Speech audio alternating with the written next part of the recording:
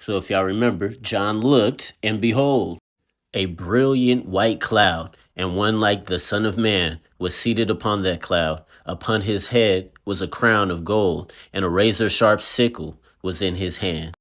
Then out of the temple came another angel, and called out with a loud voice to him who was seated upon the cloud. He says, "Oh, let your sickle fly and mow them down, for now is the time for you to reap your harvest, before the earth dries up and withers."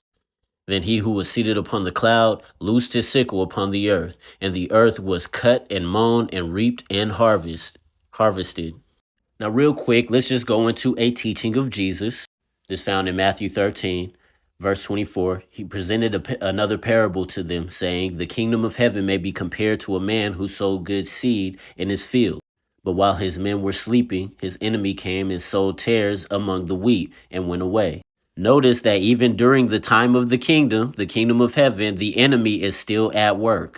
But when the wheat sprouted and bore grain, then the tares became evident also. The slaves of the landowner came and said to him, "Sir, did you not sow good seed in your field? How then does it have tares?" And he said to them, "An enemy has done this."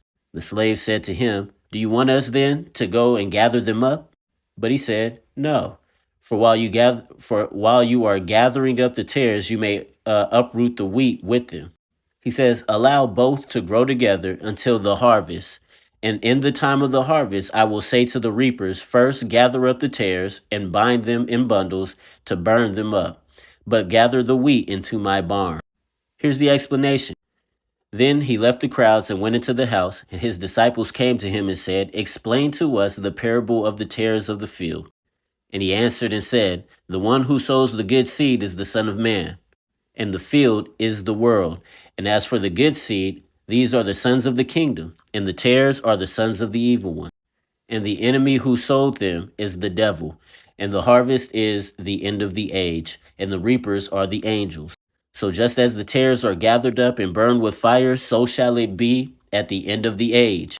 The Son of Man will send forth his angels, and they will gather out of his kingdom all stumbling blocks and those who commit lawlessness, and will throw them into the fiery furnace. In that place there will be weeping and gnashing of teeth.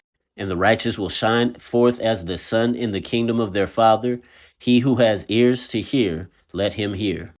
Pretty straightforward, right?